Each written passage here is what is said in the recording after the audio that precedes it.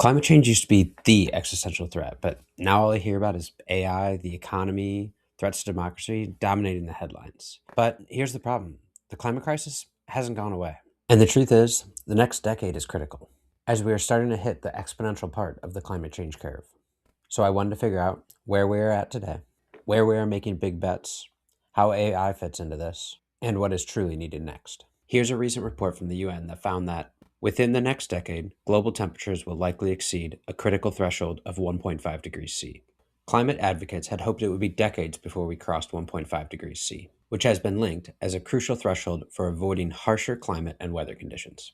See, an important note here is that while 1.5 degrees doesn't sound like very much, it's an average, where certain areas are hit much harder. For example, the Arctic, which holds many of our ice caps today, is heating up as much as 4 times faster than the global average. And, as you can see here, with a 1.5 degree change in average temperature, some areas will see less warming, while the cold nights in the Arctic are 4 to 10 degrees C warmer than they were in pre-industrial averages. This results in sea level rise across the world, as during the winter months, less ice is created, and less ice is held throughout the year. This is also going to be true for other acute weather patterns, where not everywhere needs to worry about the increase in wildfires, tornadoes, storms, hurricanes, but the places that do more commonly experience them will have an outsized effect, leading to costly economic losses, currently on pace for over $300 billion a year, not to mention the unrecoverable loss of life. So this all sounds pretty bad, but there are also things like the Paris Climate Accord. People are supposed to be working on this, right?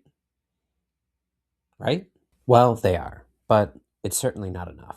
See, in 2015, experts had projected we were going to rise by about 3 to 3.5 degrees by the end of the century, way overshooting the 1.5 degrees C. But with new commitments by the key contributing countries and the assumption that those countries actually keep them, we are now projected to be between 2.3 and 2.5 degrees C by the end of the century, which, while an improvement, is still more than enough to damage delicate ecosystems, leading to a surge in droughts, floods, superstorms, and other extreme weather. And what we really need is to stay under the 1.5 degrees C. So, what does that look like? In order to do that, we would need to cut emissions by 55% by the end of this decade. To stay under 2 degrees C, which is not great, but definitely better, we would need to cut emissions by 35%, which currently neither look good, as today's national commitments only account for about 12 to 15% of the necessary emission cuts, which is where the more talked about threats are now all colliding with climate change. Obviously, the decisions of major contributing countries aren't going far enough, with many politicians aligned with the fossil fuel industry, and now AI has entered the picture, leaving us with a confusing landscape where politicians aren't doing enough, and AI companies are using more energy than ever while telling us, trust us, AI is going to be part of the climate change solution. So, to peel back the onion a little more, let's start with politically where we stand. The 2025 UN climate talks happened in November, and a few good things, and of course, a few bad things came out of it. Starting with the mixed good things, 119 of the attending countries, which account for about 74% of the total global emissions, agreed to emission cut more. It's progress, but these cuts were modest and only deliver about 15% of the necessary cuts to stay under 1.5 degrees C. The summit concluded with a call to at least triple the finance for adaptation by 2035. This is a welcome development, but was in fact a compromise to the original proposal, which was supposed to be by 2030. It does, however, mean that by 2035, about $300 billion in climate finance should flow into developing countries. Lastly, countries agreed to $9.5 billion in forest funding efforts targeting Brazil and Congo's tropical forest funds, but failed to complete a deforestation pledge by 2030. Now, the good things. South Korea, a major coal producer, decided to phase out of coal completely by 2040 and is committed to this. Not only are they moving to renewables, but they have decided to completely cut coal from their energy supply. This is the exact type of climate change action that is needed from most countries. China is driving new renewable technology like crazy. They are making better and cheaper solar panels, batteries, and other renewable technologies quickly, and growing that sector within their economy. This will certainly continue to increase their efficiencies while bringing down the cost of these new renewable technologies. Lastly, while countries themselves seem to be lagging, we're seeing a lot of new pledges coming out of cities, states, regions, and the private sector. and are moving forward with how to implement these technologies in their jurisdictions. The New York Times actually just released some interesting reporting on 50 climate initiatives across the 50 US states. Now, the bad. And it's really just one main takeaway. See, the hope of this summit was that we would get new deforestation efforts and the commitment to end fossil fuels. This didn't happen, mainly because the major polluting states refused to go against their donors and commit to the energy transition, leading only to voluntary initiatives with no real commitments. What we are seeing is that these major states are much more willing to throw additional taxpayer dollars at the problems caused by the fossil fuel industry rather than attacking the problem directly. And even when we are seeing new headlines about new funding going towards renewable, stopping the acceleration of climate change only really happens when we phase out of fossil fuel. One additional thing that happened between when I started this video and now is that Trump has, without good explanation, killed a wind farm project off the East Coast. Now, this case will definitely be fought in courts, but it's clear that politically, renewables will be a target of the Trump administration going forward. Now, shifting gears a little, you've probably also seen headlines like this: why big corporations are quietly abandoning their climate commitments, and this: the uneven distribution of AI's environmental impact. Now, we all know AI uses a lot of energy, and according to MIT Technology Review, researchers estimate the power going to AI-specific purposes will rise to account for about 22% of the US households in just the next 2 years. And by 2028, the share of the US electricity going to data centers may triple from 4.4% to 12% in just the next 4 years. But if you look at this in more detail, despite these companies abandoning their environmental commitments and the AI race gobbling up energy, some hope is still sitting there. See, these energy demands are accelerating fast and quick solutions are needed. And it turns out standard fossil fuel energy takes a long time, but renewables are implemented quicker and cheaper. And you can see here, major tech companies are pumping millions of dollars into solar. And the reason is this graph. See, coal and natural gas can take well over 4 to 5 years to get online, while solar and wind can be built out in under 2 years, which, due to the sharp increase in demand from AI, is absolutely necessary, which is why now 7 of the 10 biggest corporate adopters are tech companies. And in 2025, while fossil fuel emissions continue to rise, global electricity from fossil fuels declined, while solar, wind, and nuclear all increased. So yes, demand is up. But overall, it looks like new sources of energy demand globally are going more often towards renewables. One last thing to note here is you'll hear AI and tech leaders say things like, it's important to invest in AI because it'll be part of the solution to help solve the climate crisis.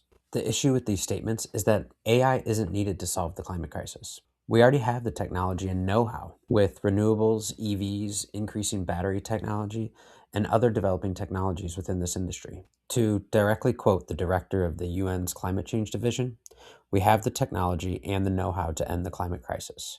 What we need now is the political will, which is true. What we really need are major commitments, and soon, from our major polluting states, not just to transition to renewables, but to transition off of fossil fuels. To end on a somewhat good note here, we know that until we bring net emissions to zero, we will continue to warm the planet.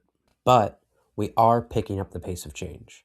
And while it's still slow, and it's easy to be discouraged, especially in our current political climate, some countries and companies are seeing the benefits of moving to renewables. The thing is, while all of this needs a major change, it's one we know how to do, which is super rare when it comes to these global challenges. It does, however, look likely, though, that we're going to blow past 1.5 degrees. But every minor change still can save lives. I found this quote on Reddit that has really stuck with me. It's always too late and never too late at the same time. Even if we are already at plus 4C, it will not be too late for certain progress. Plus 4 is far better than plus 5, and plus 3 is also far better than plus 4. Every bit less is better. For every 0.1 degrees cooler, it's millions of lives saved. Jumping in here real quick to say, if you're liking this, please like and subscribe. It really helps me and the channel out. Now, some other news stories from today. The Fed's December meeting minutes show that the committee was more divided than usual. There was one side basically saying inflation progress could still stall. The other side was saying that labor markets are cooling. And because of the shutdown and the delays to some key data, they kind of went into this decision without all the necessary information that they usually have. The one thing they did lay out, though, is that they're probably signaling a slower path forward. So unless there's a big change in the data, I wouldn't expect much over the next few months. Also, Israel says Hamas violated the Gaza truce after an explosive device wounded an Israeli officer in Rafah. Netanyahu came out and said that Israel will respond. Hamas denies the responsibility and suggests it could have been left over from previous to the truce.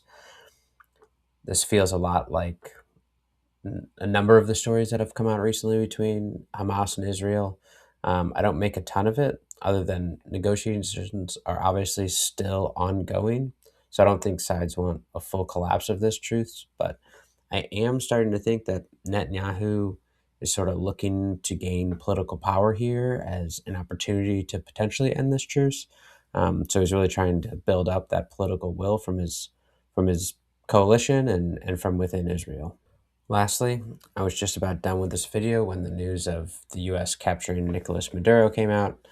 Obviously, there's still a ton we don't know, and there are already calls from both inside and outside the US that this is potentially illegal, but this is consistent with what the Trump administration's policies and plans have been so far.